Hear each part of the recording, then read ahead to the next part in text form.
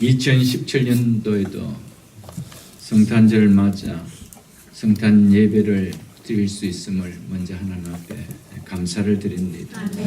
복되고 복된 날인 성탄절을 맞아 성탄 예배를 드리기 위하여 이 자리에 나오신 모든 성도님들, 성도님의 가정 위에 구주 성탄의 은혜와 축복이 넘치기를 축복합니다. 오늘 성탄절을 맞이하여 구약 이사야서 9장 1절로 7절 말씀을 통해서 세상의 생명의 빛으로 오신 예수 그리스도라는 제목 말씀을 전하며 함께 은혜를 받고자 합니다. 예수 그리스도의 나심인 성탄의 중요한 의미는 무엇보다도 구약 선지자들을 통하여 수차례에 걸쳐 말씀하신 하나님의 약속의 성취라는 사실입니다. 그래서 로마서 1장 1절에서 3절에 보면은 예수 그리스도의 종 바울은 사도로 부르심을 받아 하나님의 복음을 위하여 택정함을 입었으니 이 복음은 하나님이 선지자들을 통하여 그의 아들에 관하여 성경에, 즉 구약 성경에 미리 약속하신 것이라. 그 아들에 관하여 말하면 육신으로는 다윗의 혈통에서 나셨고 라고 말씀을 하셨습니다. 이처럼 하나님의 아들 예수 그리스도에 관한 내용이 복음입니다. 이 하나님의 아들 예수 그리스도에 관한 이 복음을 전하기 위해서 사도 바울은 내가 택정함을 입었는데 이 복음은 내가 금방 누구에서 받아님께서 전한 것이 아니고 이미 구약의 선지자들을 통하여 하나님께서 미리 약속하셨던 내용이다라고 성경은 이야기하고 있습니다. 그래서 이미 구약의 많은 선지자를 통해 유다의 후손 다윗의 혈통을 통해서 오실 것이라는 예언의 성취로 이루어진 내용이라는 것이죠. 한 예로운 본문 뒤에 있는 11장을 한번 펴보십시오. 이사야서 11장 10절에 보면은 그날에 이새의 뿌리에서, 이새는 다윗의 아버지를 이야기합니다. 이새의 뿌리에서 한 싹이 나와서, 여기서 한 싹은 예수 그리스도를 이야기합니다. 정말 보잘것없고 볼품없는 이새, 누구도 기억하지 못하는 그 이새의 뿌리에서 예수 그리스도가 나와서 만민의 기치로 설 것이요, 즉 만민의 깃발로 세워질 것이며 이방이, 즉 열방이, 이스라엘뿐만 아니라 이방 민족이 그 깃발을 보고 그에게로 돌아오리니 그가 거한 곳이 영화로우리라, 즉 영광스럽게 될 것이라고 이야기하고 있습니다.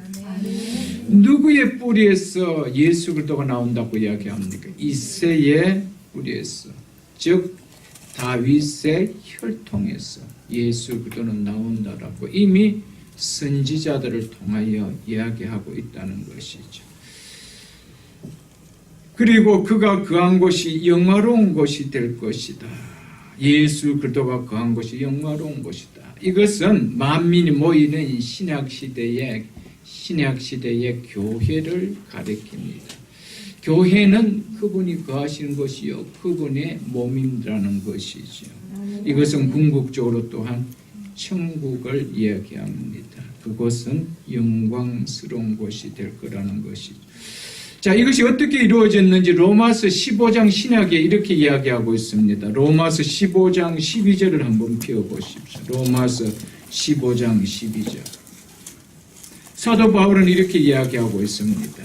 또 이사야가 이르되 이새의 뿌리 곧 열방을 다스리기 위하여 일어나신 이가 있으리니, 이새의 뿌리 곧 열방을 다스리기 위하여 일어나신 이가 있다라고 하는데 이분 누구십니까? 예수 그리스도. 이분이 누구의 뿌리에서 나왔대요? 이새의 뿌리에서, 다윗의 혈통에서 나왔다는 것입니다. 열방이 이 예수 그리스도 그에게 무엇을 두리라? 소망을 두리라 하였느니라. 그래서 많은 신약 시대 때 예수님 오셨을 때 예수님을 보고 다윗의 자손 예수여라고 이야기했습니다. 예수님은 선지자들이 다윗의 후손으로 오실 것을 이야기했던 것이죠.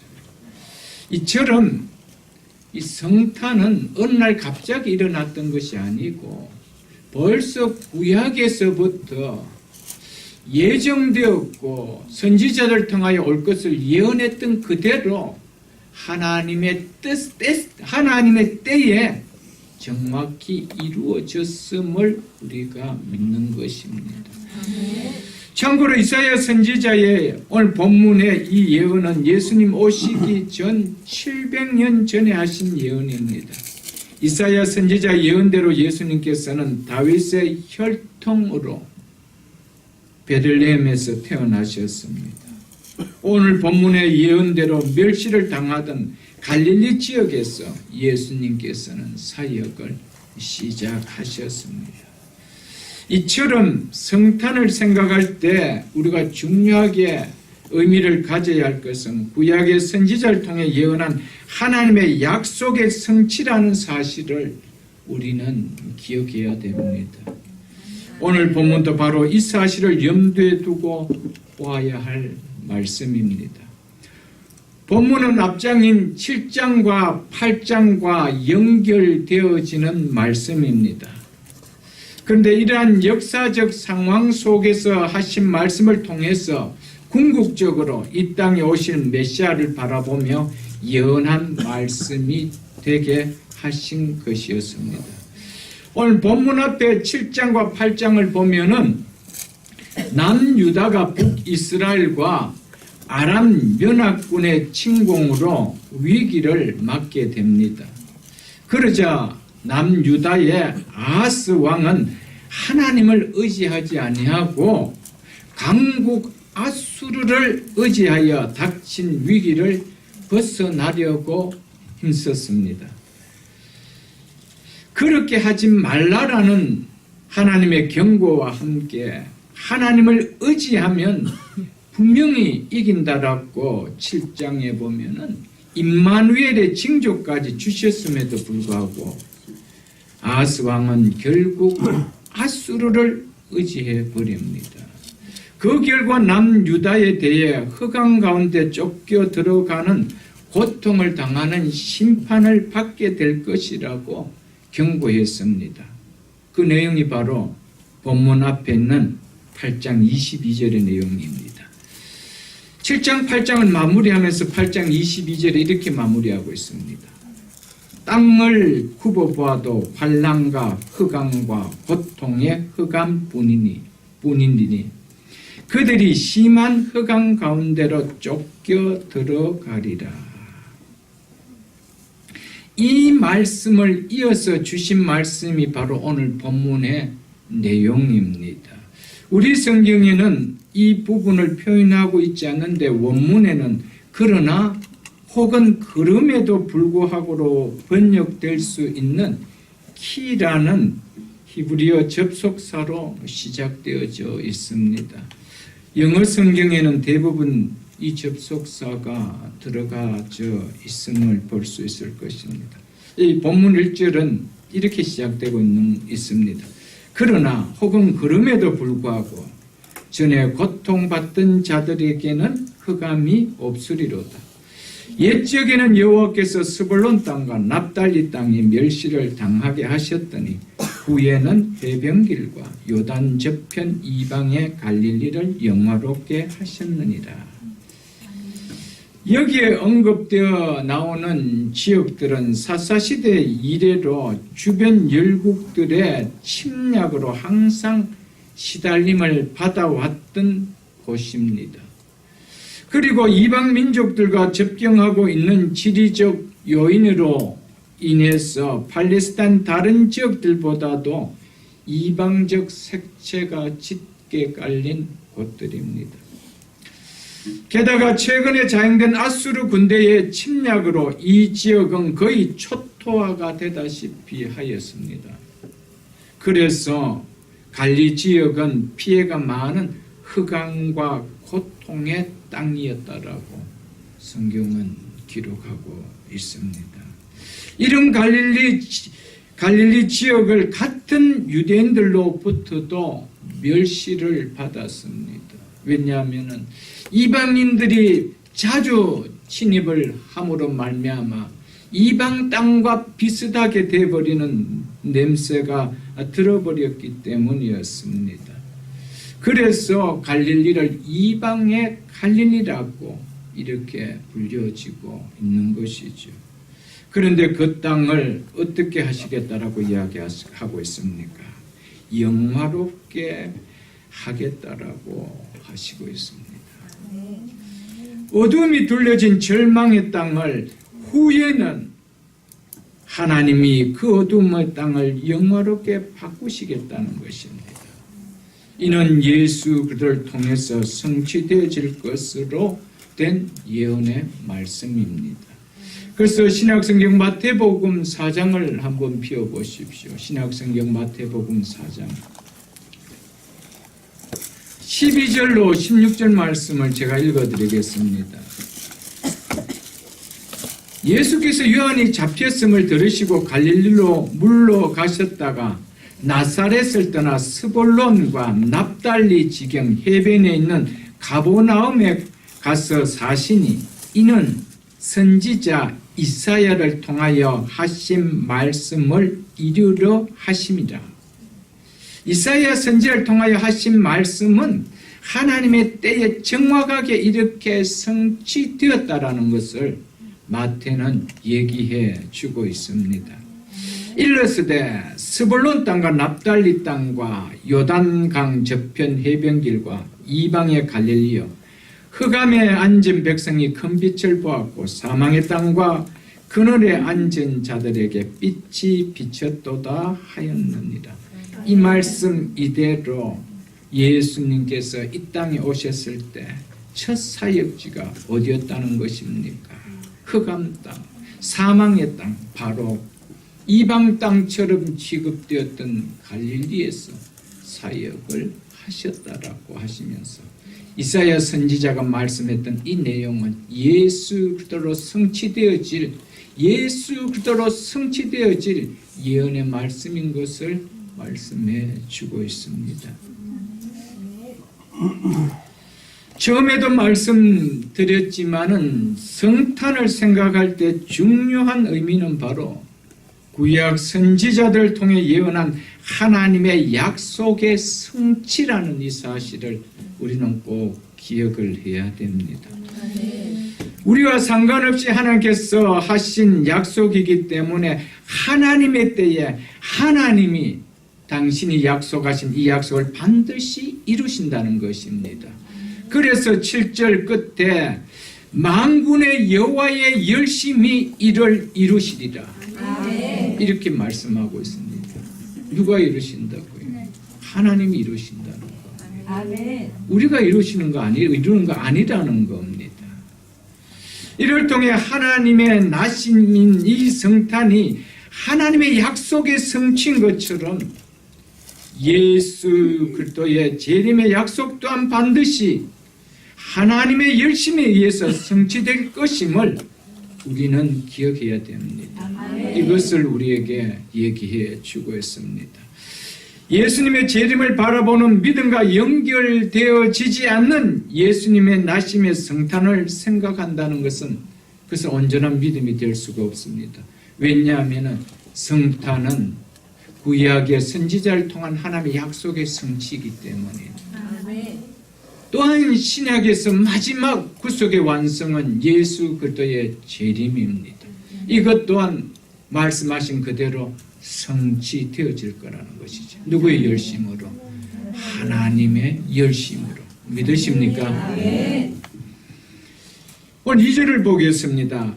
흑암에 행하던 즉 흑암 속에서 헤매던 백성이 큰 빛을 보고 사망의 그늘진 즉 사망의 그림자가 들리운 땅에 거하던 자에게 빛이 비쳤도다.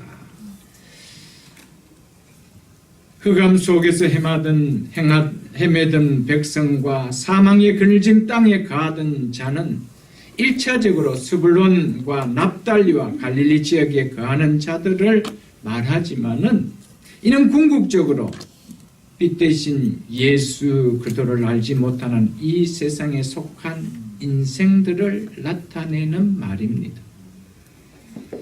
이 땅에 사는 사람들은 한 사람도 예외 없이 모두 다 자신 앞에 놓인 인생의 길을 알지 못하는 흑암 속에서 헤매고 있는 자입니다. 그리고 사망의 그림자가 들리는 땅에 거하는 죽음과 함께하는 인생이라는 것이죠. 한 사람도 예외 없습니다. 한 사람도 예외 없이 죄의 권세에 사로잡혀 사망에 둘린 흑암 속에서 살아가고 있는 것이 우리 인생이라는 것을 오늘 본문을 통해서 말씀해 주고 있습니다.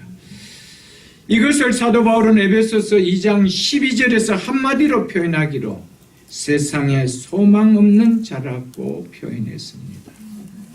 캄캄한 흑암 속에 거하는 자가 사망의 그림자가 들려온 인생에게 세상에 소망이 있다면 무슨 소망이 있겠습니까?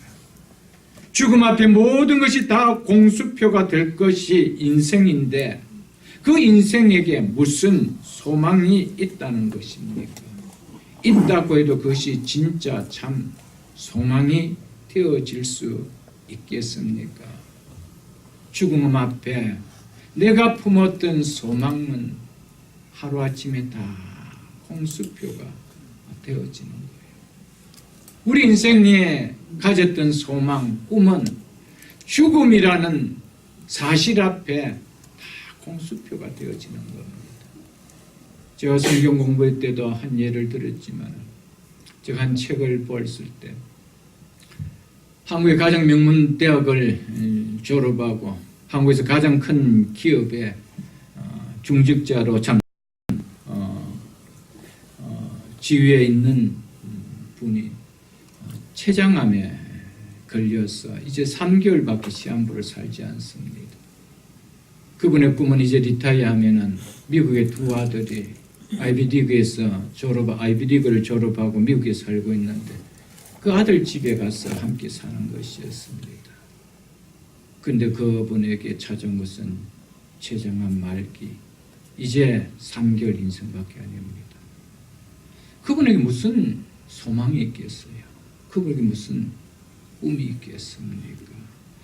여러분, 우리에게 어떤 꿈을 가졌다 하더라도 죽음 앞에서는 모든 것이 공수표입니다. 그것을 우리에게 이야기해 줍니다. 그래서 바울은 흑암 안에서 죽음의 그늘 안에 사는 자들에게는 세상에 소망이 없는 자라고 성경은 이야기를 하고 있습니다. 죽음을 앞둔 사람에게 당신에게 소망이 있다라면 무엇이 소망입니까? 라고 한다라면 생명을 얻는 거라고 이야기할 것입니다.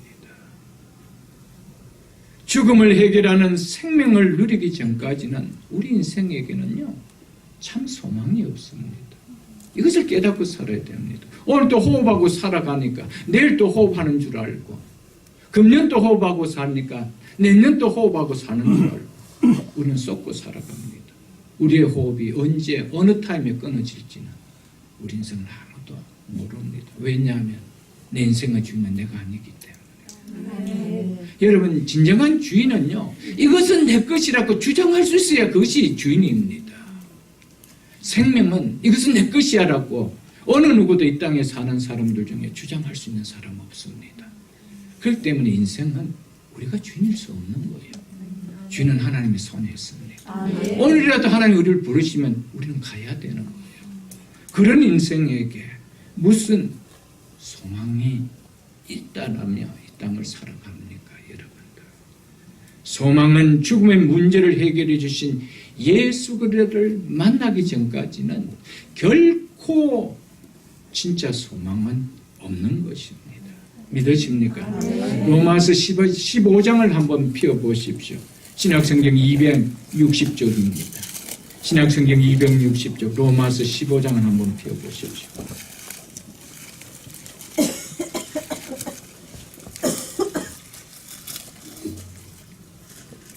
15장 12절 13절 제가 읽어드리겠습니다. 또 이사야가 이르되 이새의 뿌리 곧 열방을 다스리기 위하여 일어나시는 이가 있으리니 열방이 그에게 무엇을 두리라? 소망을 두리라. 누구에게 소망을 둔대요? 예수 그리스도에게 소망을 둔다는 겁니다.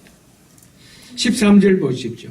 소망의 하나님이 모든 기쁨과 평강을 믿음 안에서 너희에게 충만하게 하사 성령의 능력으로 소망이 넘치게 하시기를 원하노라. 아멘. 하나님을 알기 전까지는, 우리에게 소망을 주시는 하나님을 알기 전까지는, 하나님을 믿는 믿음을 붙들기 전까지는 우리에게 소망이 없습니다. 이것을 우리가 깨닫고 살아가야 되죠.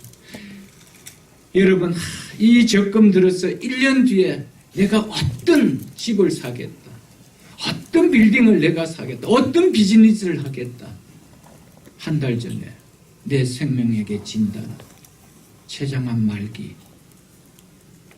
그것이 나에게 무슨 소망이 되겠어요? 여러분? 문제는 이제는 그 돈을 가지고 어쩌든지 나에게 있는 병을 치유하려고 하는, 그게 다 쏘는 거 아니에요, 여러분. 생명을 얻기 전까지는 우리에게 진정한 소망이 없습니다. 내가 곧 부활이요 생명이니 믿으십니까? 그분을 내 속에 모시기 전까지는요, 우리 속에 진짜 소망이 없는 거예요. 우리의 본질이 아닌 것을 우리는 본질 소망인 것처럼 그렇게 쏟고 살아가고 있는 것이죠, 여러분. 그래서 요한복음 20장 31절에 오직 이것을 기록하면 너희로 예수께서 하나님의 아들 그리스도심을 믿게 하려면 또한 너희로 믿고 그 이름을 힘입어 생명을 얻게 하려 하심이라. 무엇을 얻게 하려면 생명을 얻게 하려. 우리 인생에서 가장 1차적인 구할 것이 있고 붙들어야 할 것이 있고 소망으로 삼아야 할 것이 있다면 생명입니다. 이것을 붙들기 전에는, 이것을 깨닫기 전에는 우리 진짜 소망이 없는 거예요, 여러분. 그래서 요한복음 1장 4절에 그분 안에 생명이 있으니라고 이야기해요. 그러니까 예수 그리스도를 만나기 전까지 우리에게 소망이 있나요? 그래서 예수 그리스도를 깨닫지 못하고 만나지 못했던 모든 인생을 향해서 오늘 본문은 흑암 속에서 헤매는 자라고 이야기하고 있습니다. 사망의 그늘진 그늘 속에서 가고 있는 자라고 성경은 이야기하고 있습니다. 그들에게 예수님은 소망이 되기 위해 오셨습니다. 그래서 생명을 주시기 위하여 오셨다라고 성경은 이야기하고 있습니다.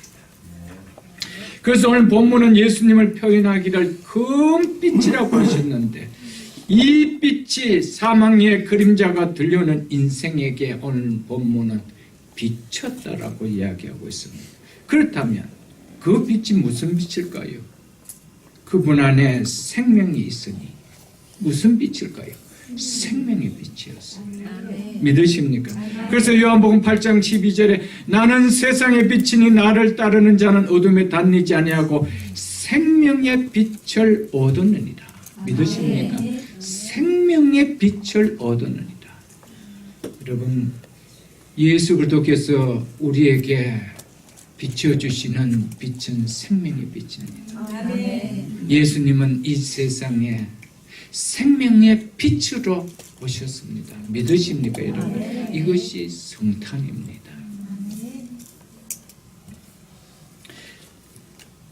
세상의 빛을 창조하신 하나님께서는 이 사망의 흑암 속에 있는 인간을 구원하시기 위하여 구원의 빛, 생명의 빛으로 오셨습니다.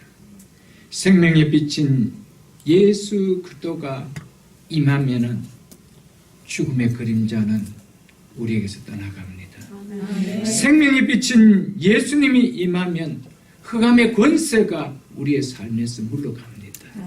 생명의 빛인 예수님이 임하면은 영화로운 인생으로 변화된다라고 오늘 본문은 우리에게 말씀해 주고 있습니다. 그래서 이사야서 42장을 한번 펴보십시오. 이사야서 42장 16절에 이렇게 말씀하고 있습니다.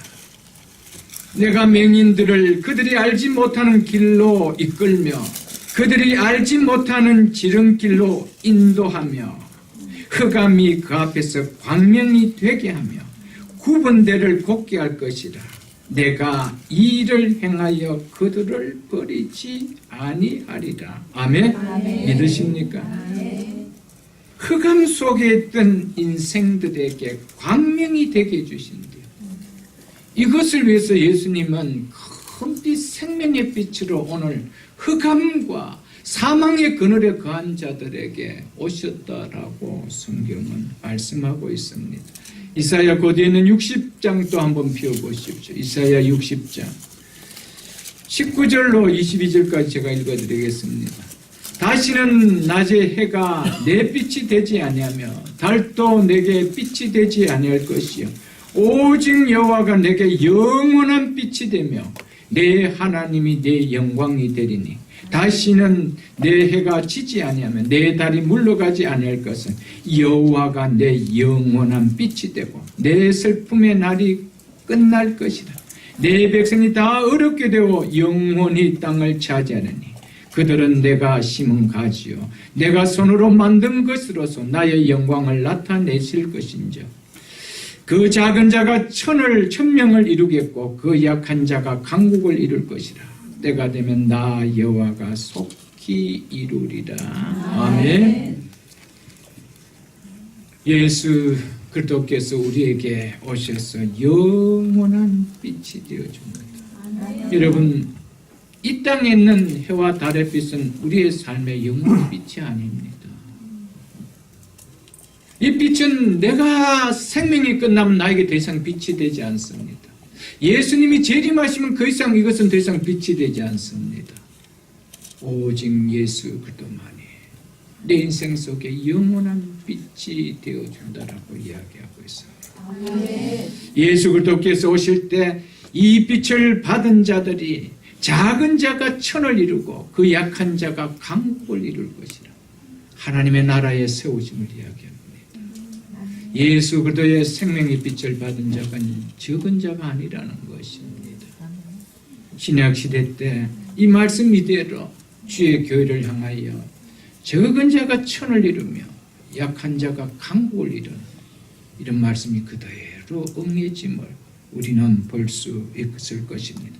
그래서 3절에 주께서 이 나라를 장성케 하시겠다라고 오늘 본문은 이야기하고 있지요. 창세기 1장에 보면은 혼돈하고 공허하며 흑암이 깊음 위에 있는 땅에 하나님의 영광이 빛이 비침으로 생명체를 드러내는 아름다운 땅이 되었다라고 했습니다.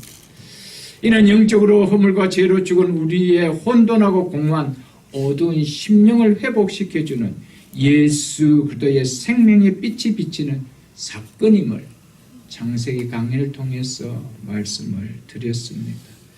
혼돈과 공허에 비치는 하나님의 영광의 참빛을 칠흑 같은 사망의 그늘 속에 놓인 인생의 사망의 흑암을 삼키는 생명의 빛이라는 것을 우리에게 말씀해 주고 있습니다. 그래서 고린도후서 4장 6절에 이렇게 말씀하고 있습니다.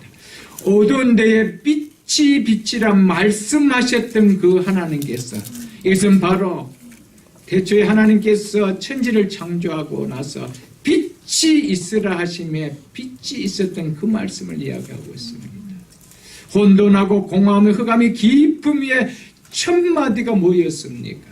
빛이 있으라 하심에 빛이 있었던 그 말씀이죠. 그래서 어두운데 빛이 빛이라 말씀하셨던 그 하나님께서 예수 그리스도의 얼굴에 있는, 즉 예수 그리스도의 얼굴에 나타나는 하나님의 영광을 아는 빛을 우리 마음에 비추셨느니라, 이렇게 말씀하고 있습니다. 우리에게 무엇을 하셨더라고요? 하나님의 영광을 아는 빛을 우리에게 비춰주셨다라고 이야기하고 있어요. 예수 그리스도를 통해서. 궁극적으로 창세기의 창조 사역은 곧 바로 이것을 이야기해 주는 사건입니다. 창조의 사건은 바로 우리의 허물과 죄로 죽었던 영혼들을 살리는 생명의 빛을 흑암 가운데 비춰주는 이것을 영적으로 보여주는 사건이죠, 여러분. 그래서 말라기 4장 2절에서는 내 이름을 경외하는 너희에게 공의로운 해가 떠올랐어. 공의로운 빛이 떠올랐어. 이 빛은 누구의 빛입니까? 예수 그리스도죠. 빛이 떠올랐어. 치료하는 광선을 비추리라. 치료하는 광선을 비추. 허물과 죄로 죽었던 우리 영혼을 살리는 무엇을 비춰줬대요? 광선을 비춰줬대요. 빛을 비춰주셨다라고 이야기합니다. 생명의 빛을 이야기하고 있습니다. 이 빛을 받은 인생들이 어떻게 된다요? 너희가 나가서 우양간에서 나온 즉 풀려난 송아지같이 뛰리라. 여러분, 어둠과 흑암과 사망의 그늘 속에 있는 그들에게 생명의 빛이 비칠 때 그들에게 어떤 역사가 일어난다고요? 송아지처럼, 외양간에서 풀려난 송아지처럼 기뻐 뛸 거라는 것이죠. 믿으신가요, 여러분?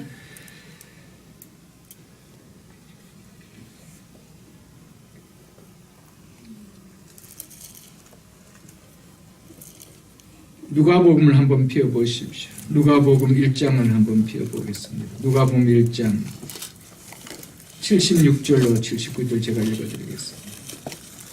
이 말씀은 세례요한의 아버지 사가랴가 아기 세례요한을 향해서 장차 어떤 일을 너가 행할 것인가에 대해서 예언해 줬던 말씀이죠.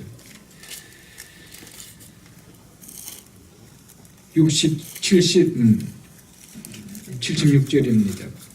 거부친 사가랴가 성령의 충만함을 받아 예언하여 이르되 이 아이여 세례요한을 향하여 하옵니다.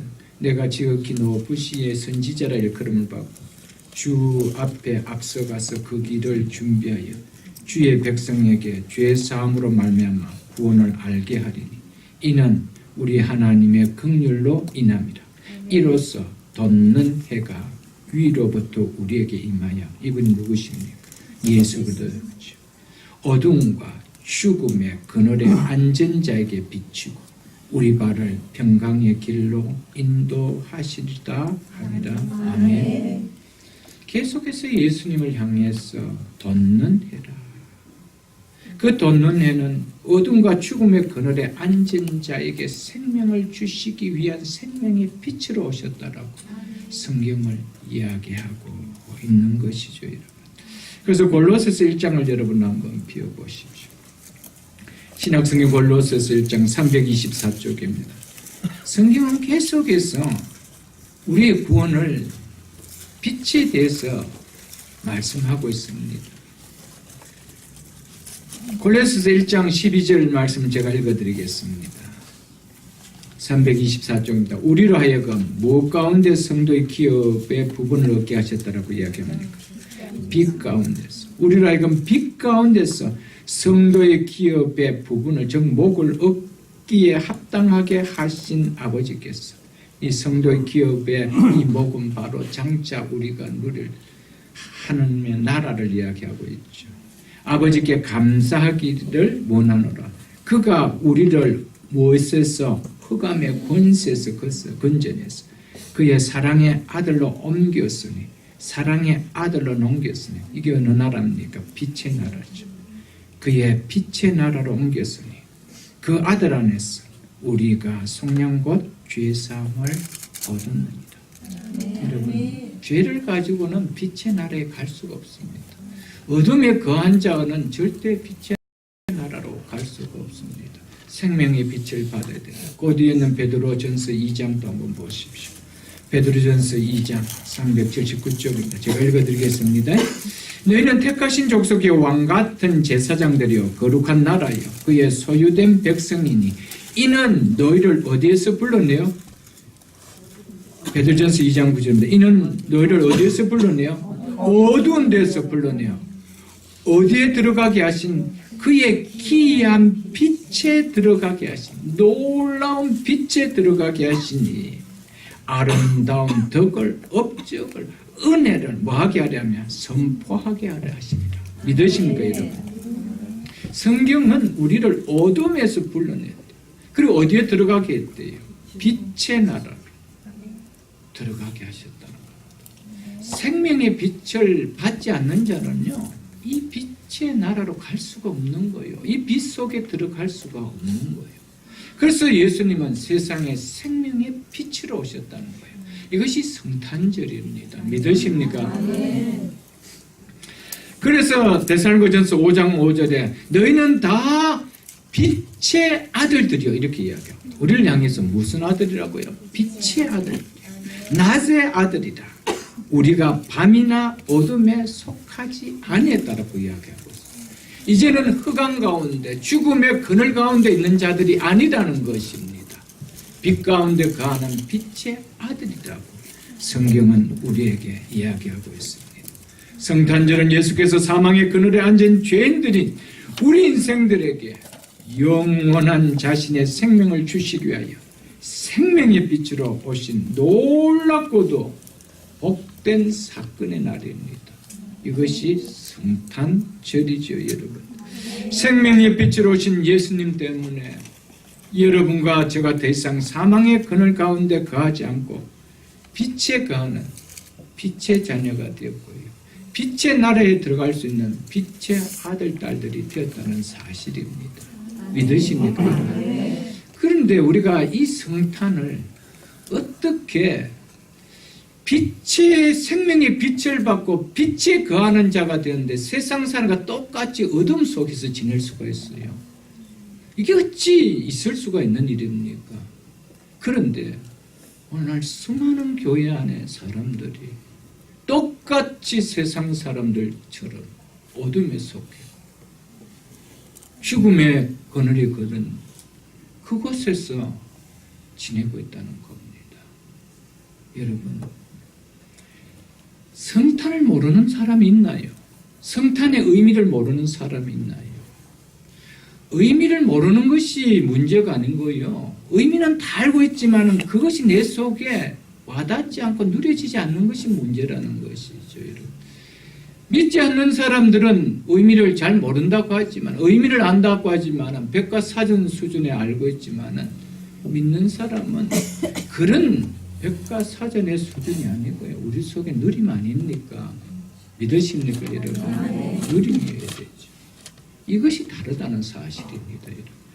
진짜 성탄의 의미를 우리가 안다라면 능크리스찬 같은 그런 삶 속에 크리스찬들이 들어갈 수 없는 거예요. 그들과 같은 즐거움을 갖는 성탄을 우리가 보낼 수가 없다라는 사실을 우리는 기억해야 됩니다. 3절을 보십시오. 주께서 이 나라를 장성하게 하시며 그 즐거움을 다하게 하셨으므로 추수하는 즐거움과 탈취물을 나눌 때의 즐거움같이 그들이 주 앞에서 즐거워하오니. 이 말씀은요, 고통과 어둠 속에 있는 자들에게 생명의 큰 빛 대신 예수님께서 오셔서 행하실 일이 무엇인지 그것을 우리에게 보여주고 있는 말씀이죠. 그것은 그 땅을 첫 번째로 장성케 할 것이고 1년 동안 땀 흘리며 수고한 농부가 추수날 누리는 즐거움처럼, 그리고 사선을 넘어 전쟁에서 승리하고 적들의 전리품을 나누는 군인들의 기쁨처럼 이루 말할 수 없는 기쁨을 그들에게 누리게 해주겠다는 겁니다. 이것을 이야기해 주고 있습니다. 여러분 4절, 3절 이 한 절 안에 여러분 한번 줄을 꺼보십시오. 즐거움이라는 단어가 몇 번 나오는지. 그 즐거움을 더하게 하셨으므로 추수하는 즐거움과 탈취물을 나눌 때 즐거움같이 그들이 주 앞에서 즐거워하며 4번이나 즐거워 이렇게 이야기하고 있습니다. 흑암과 사망의 절망 가운데 인생들에게 무엇을 주시기 위해서 예수님께서 이 땅에 오셨다라고 이야기하고 있습니까? 인생의 즐거움을 주기 위해서. 믿으십니까? 기쁨의 인생으로 바꿔주기 위해서 예수님은 오셨다는 것입니다. 그래서 예수님께서 오셔서 첫 사역을 어디에서 행하셨습니까? 가나 혼인잔치집에. 혼인잔치집은 기쁨이 있어야 될 집인데 그 기쁨이 있어야 할 그 집에 기쁨으로 상징되는 포도주가 다 떨어졌다라고 이야기했습니다. 더 이상 기뻐야 될 잔치집이 기쁨이 없는 집이 되었다는 것이죠. 이것은 우리 인생을 표현해주고 있는 말입니다. 이런 기쁨이 다 떨어져 버린, 기쁨이 있어야 될 이 잔치집에 기쁨이 떨어진 그들에게 예수님은 오셔서 떨어진 포도주를 회복시키시고 기쁨을 이어주며 떨어졌던, 끊어졌던 잔치의 흥을 이어가게 만듭니다. 이것이 예수님께서 오셔서 행하신 첫 사역입니다. 무엇을 보여줍니까? 우리 인생들에게 즐거움이 뭔지, 기쁨이 뭔지 그것을 회복시켜 주시기 위해서 오셨다는 것을 우리에게 보여주고 있습니다.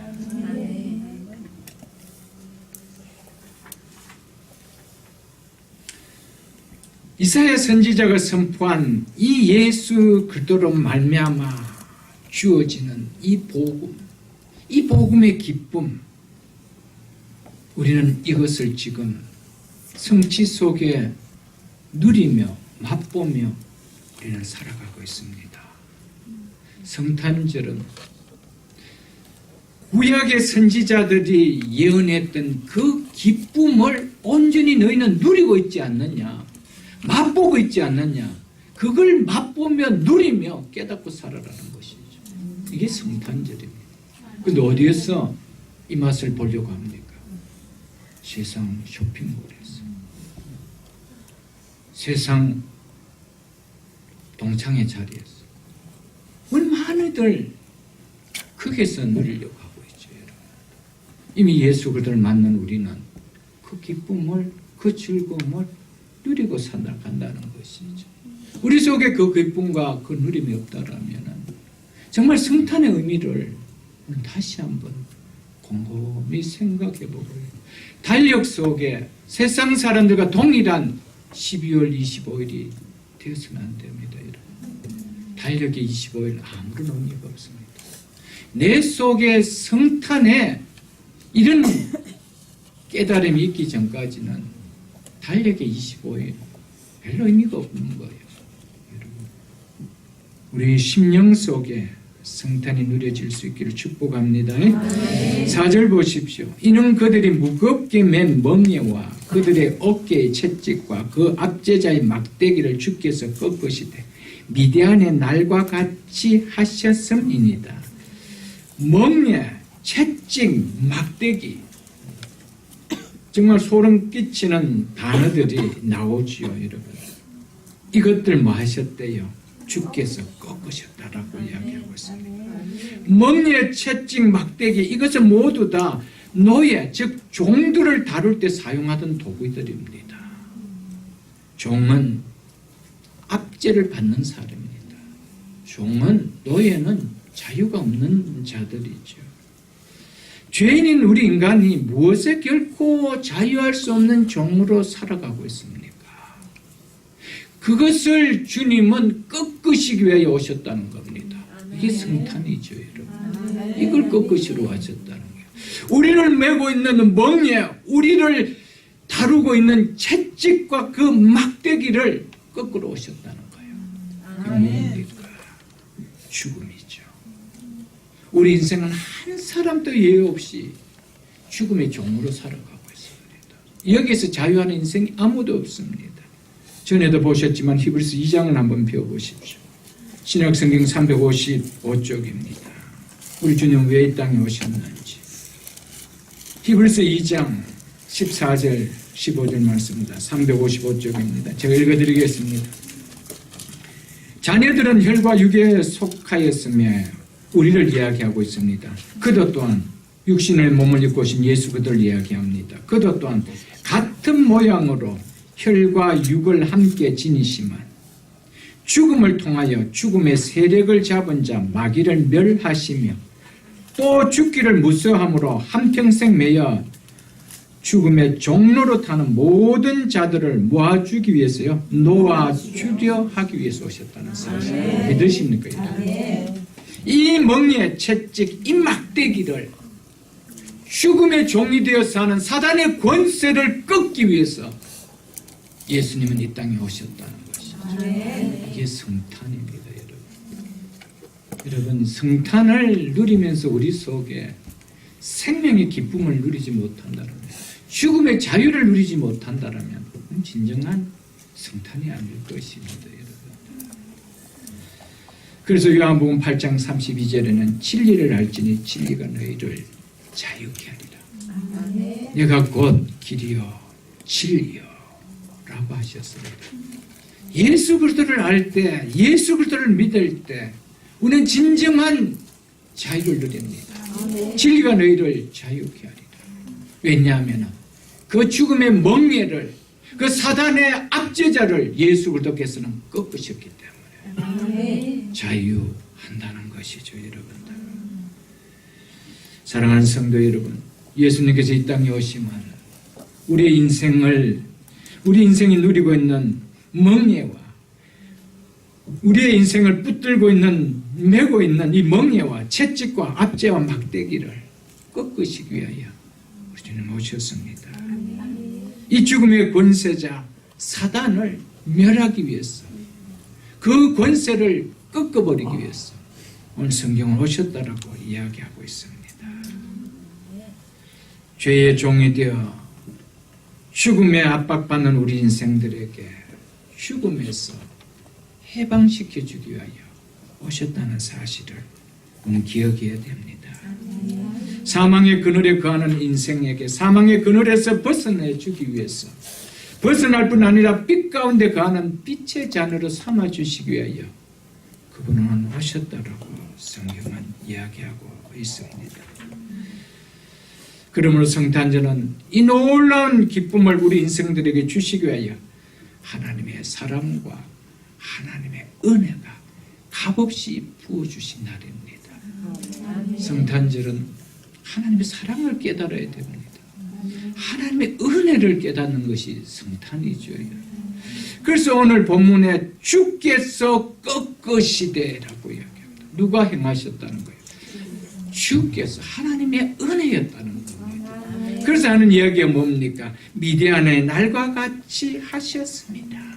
여기서 미디안의 날이라는 것은 기도원에 의해서 이스라엘이 도저히 이길 수 없었던 이 미디안으로부터 승리를 거둔, 미디안으로부터 해방되었던 그 날을 이야기합니다. 그리고 그것을 가리켜서 미디안의 날이라. 이와 같이 예수 그리스도께서 우리의 힘으로 도저히 이길 수 없는, 감당할 수 없는 죽음의 권세를 그분이 이기게 해 주셨다는 것이죠. 그래서 주께서 꺾으셨다라고 이야기하고 있습니다. 무엇을 꺾으신 같이? 미디안의 날과 같이. 기도원이 잘해서 이긴 거 아니었습니다. 하나님이 행하셨습니다. 믿으십니까, 여러분? 죄로 말미암아 죽음의 그늘을 벗어날 수 없는 우리 인생들에게 이 죽음의 권세를 꺾고 죽음으로부터 해방시켜 주신 분은 예수 그리스도밖에 없다라는 것을 말씀해 주기 위해서 주께서 꺾으시고. 믿으십니까, 여러분? 미디안들은요, 어김없이 이스라엘 백성들의 추수 때가 되면 가축대를 이끌고 와서 그 모든 출산 곡식들을 다 싣고 약탈에 가버렸습니다. 이스라엘 백성들의 모든 기쁨, 한순간에 미디안으로부터, 미디안을 통해서 절망이 되고 말았던 것이었습니다. 이스라엘 백성에게 있어서 미디안이 존재하는 이상 그들에게는 결코 기쁨이라는 것은 없었습니다.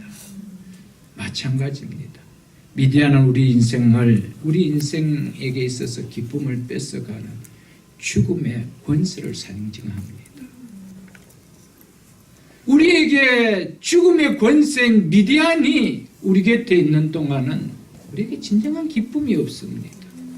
이 미디안을 꺾어주지 않은 이상 이스라엘 백성들에겐 기쁨이 없었습니다. 오늘 그것을 이야기해 주고 있죠. 그래서 이는 그들이 무겁게 맨 멍에와 그들의 어깨와 채찍과 그 압제자의 막대기를 주께서 꺾으셨기 때문에 그들을 즐겁게 하셨다라고 성경은 이야기하고 있다는 것이죠.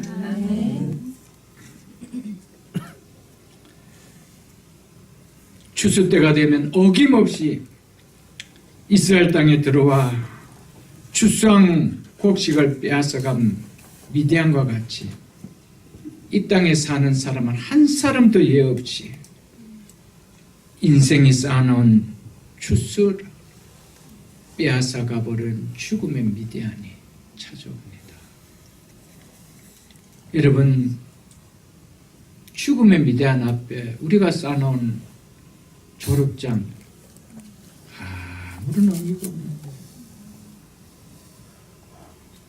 학위 몇 가지 학위를 땄는데 죽음의 미디안 앞에서 그것을 쓸고 갈 때 우리의 인생의 추수에는 모든 업적들은 죽음이 쓸어가 버릴 때 아무런 의미가 없는 거예요. 믿으십니까 여러분들? 우리의 그 화려했던 졸업장, 그 명예, 그 지위, 죽음 앞에 무슨 의미가 있나요 여러분들?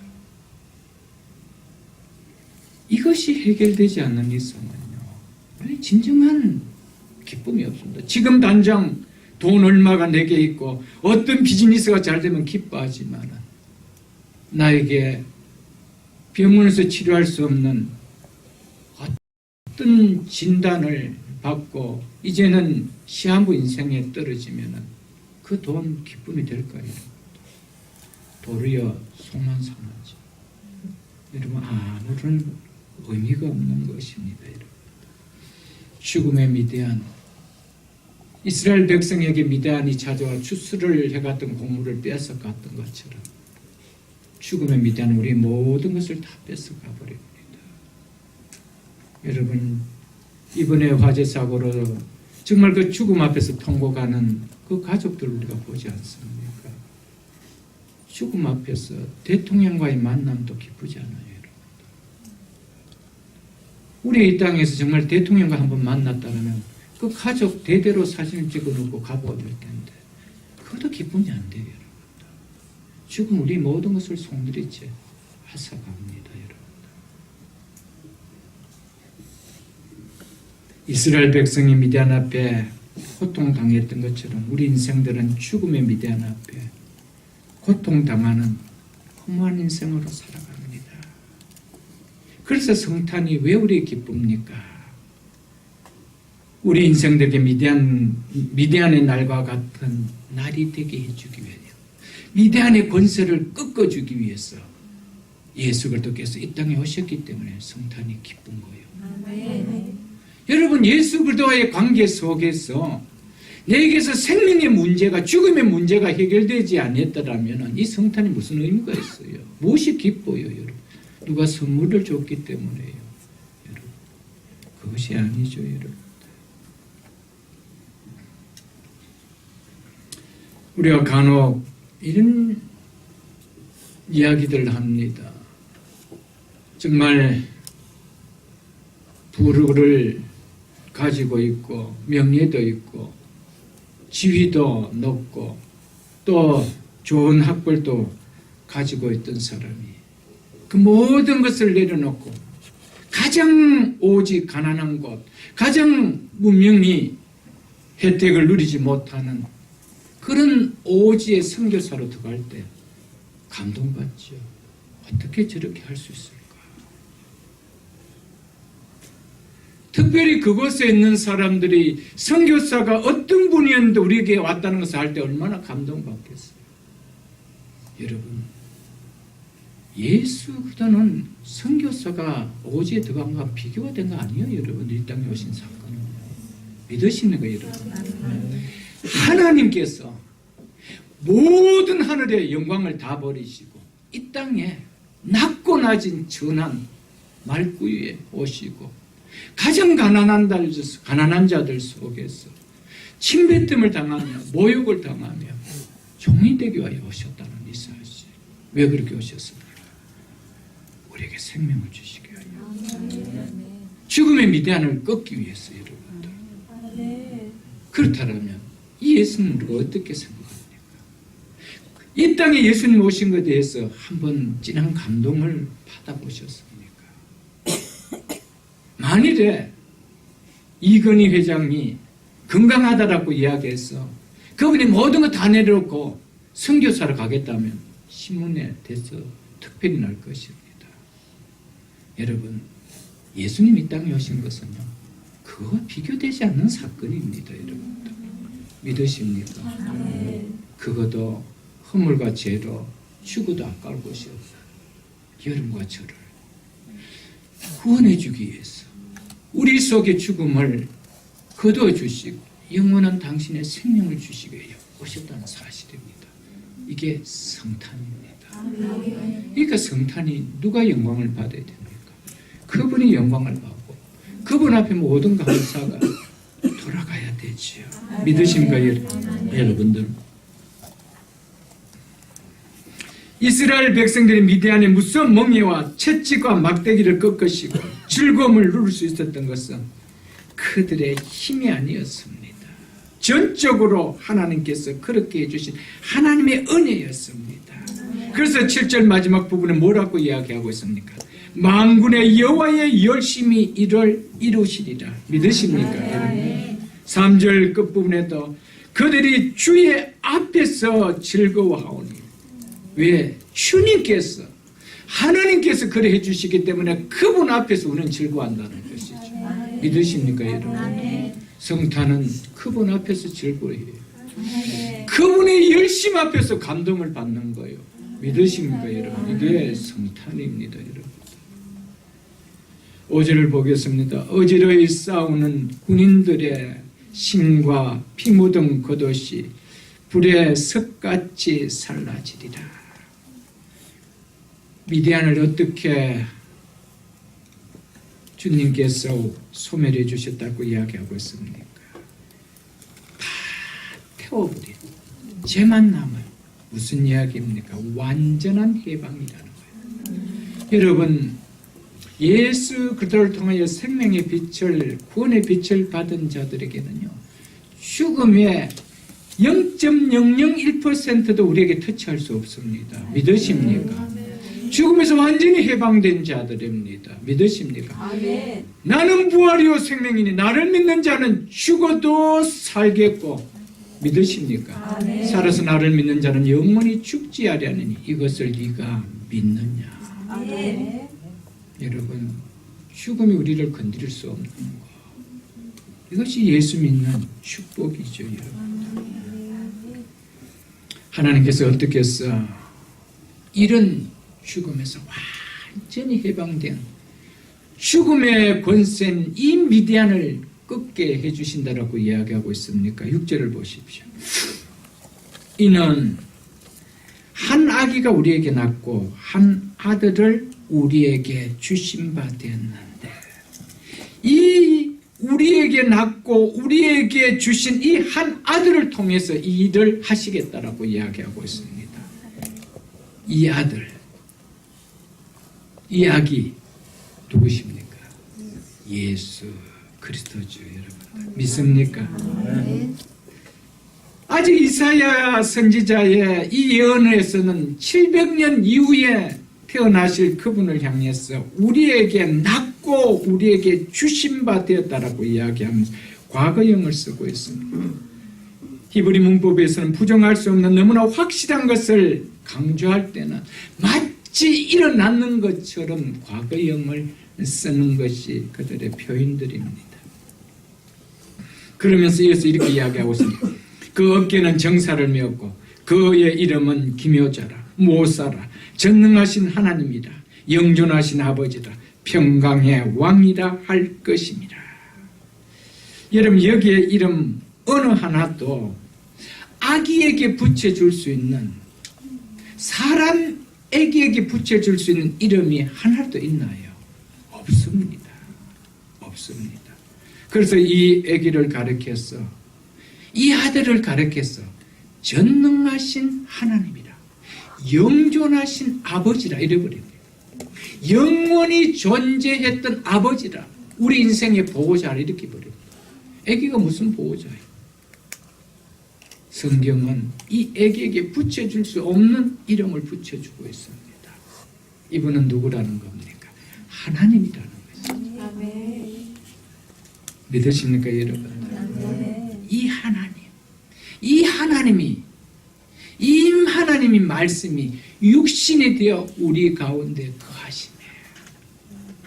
하나님이 이 땅에 오셨음을 우리에게 말씀해 주고 있죠. 그래서 그 태어날 아기가 어떤 일을 감당할 거라고 이야기하고 있습니까?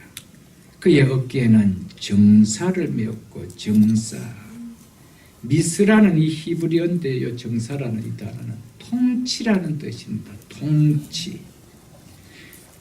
이 통치를 어깨에 메었다는 겁니다. 뭘 이야기합니까? 세상을 다스리는 통치권을 가진 자라는 것을 이야기해 주고 있습니다.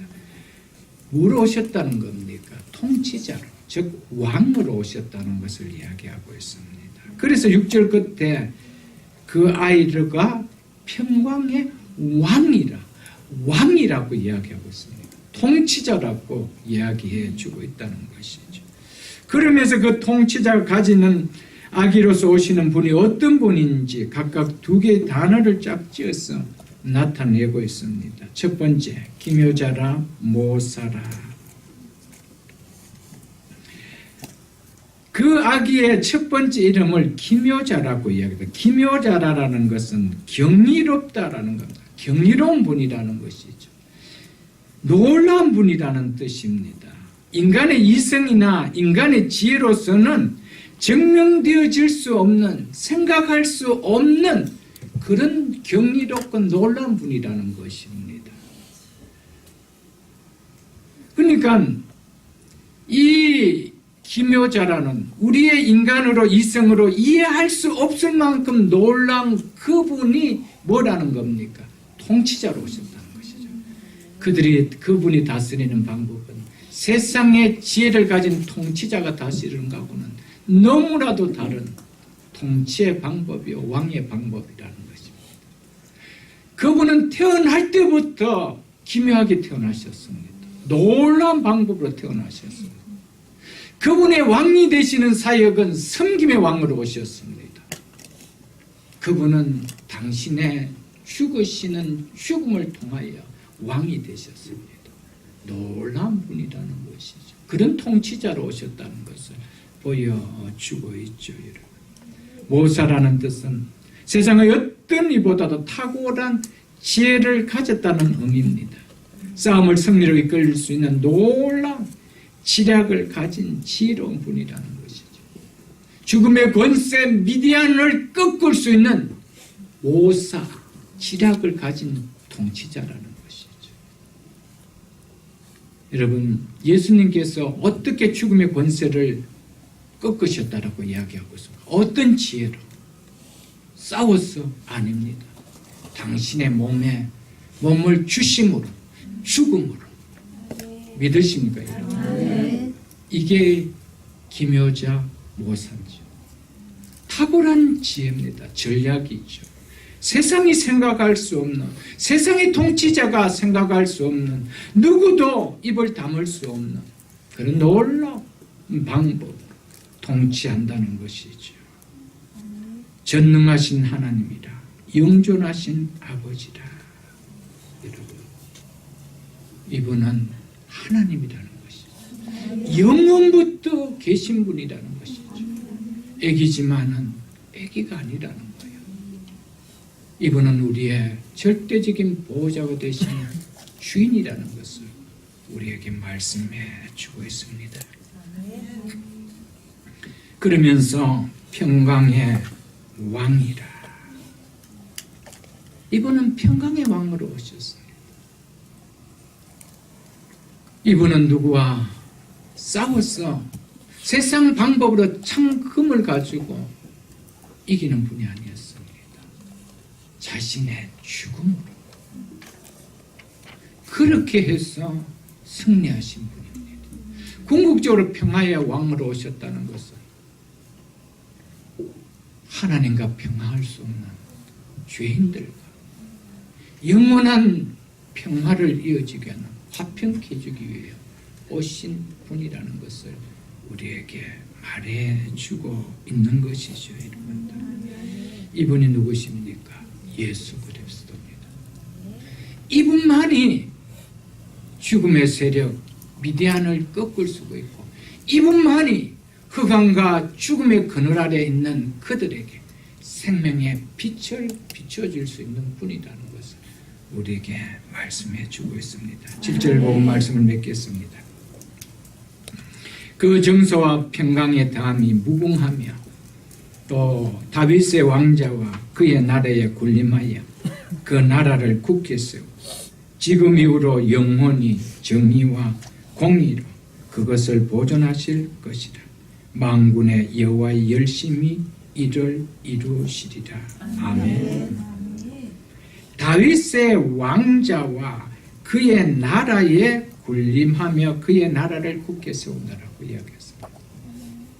구약에 보면은 다윗을 하나님께서 왕으로 세울 때 그 나라는 영원하다고 이야기했습니다.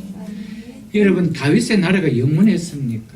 아니죠. 이스라엘은 끝이 났습니다. 더 이상 왕이 없었습니다.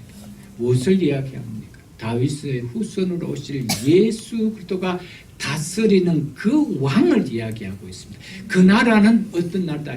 영원한 나라. 그래서 예수님은 다윗의 후손으로 오신데 그 나라는 영원한 나라. 어떻게 다스린대요? 정의와 공의로 그 나라를 보존하실 것이라고 이야기하고 있습니다. 여러분, 하나님께서 이 땅에 오셔서 주의 나라를 이 땅에 세워나가는데 이 땅의 나라가 헐어지고 있습니까? 소멸되고 있습니까? 세상은 하나님의 나라를, 하나님의 교회를 없애려고 부단히 2000년 역사 동안 힘쓰고 애쓰고 힘을 다해 그랬지만 하나님의 교회는 더욱더 굳건하게 서가고 있습니다. 왜? 누가 다스리고 있기 때문에. 어린 아기 되신 예수 그리스도, 전능하신 하나님 그분께서 다스리고 있기 때문이라는 것이죠. 그 나라는 영원한 나라라고 이야기하고 있습니다. 믿으십니까? 우리의 생명이 다 하지만 우리 속에는 죽음을 넘어선 생명이 있기 때문에 우리는 영원한 나라에서 그분의 통치를 받으며 영원히 살아가게 될 것이라고 말씀하고 있습니다. 그러면서 오늘 성경은 이렇게 하고 있습니다. 만군의 여호와의 열심히 이를 이루시리라. 여러분, 구원의 시작부터 마침은 우리에게 있는 것이 아닙니다. 누구에게 있습니까? 하나님에게 있음을 이야기하고 있습니다. 하나님의 열심이 우리에게 이루어지고 있음을 이야기하고 있습니다. 만일에 하나님의 열심이 없었더라면, 여러분을 향한 하나님의 열심이 없었더라면, 우리를 향한 하나님의 열심이 없었더라면 여러분과 제가 과연 이 생명을 받고 이 영원한 나라에 입성할 수 있는 그런 하나님의 자녀가 될 수 있었을까요? 하나님의 열심 앞에 감사하십시오. 내가 무엇을 한가? 아무것도 없습니다. 우리는 죽음의 권세 미대안을 꺾을 수 있는 어떤 힘도 어떤 묘력도 우리에게는 없었습니다. 하나님의 열심이 이렇게 하셨습니다. 말씀을 맺겠습니다. 세상에 생명의 빛으로 오신 예수 그리스도라는 제목으로 2017년 성탄 주일을 보내면서 말씀을 받았습니다. 정말 우리 속에는 생명의 빛이 예수 그리스도를 통하여 들어왔습니다. 생명의 빛을 주시기 위하여 오신 예수 그리스도 우리 이 성탄에 생명과 무관한 어둠의 삶이 아니라 더 우리를 통하여 이 예수의 빛을 하나님의 열심을 받아서 그 열심으로 이 주를 우리가 전하는 이것이 진정 성탄을 맞이하는 우리인 줄 믿습니다. 이 남은 생애 속에 12월 25일 하루만이 성탄이 아니다. 365일이 생명의 빛 앞에 감사하는 성탄절이 될 수 있기를 주의 이름으로 축복합니다. 이어서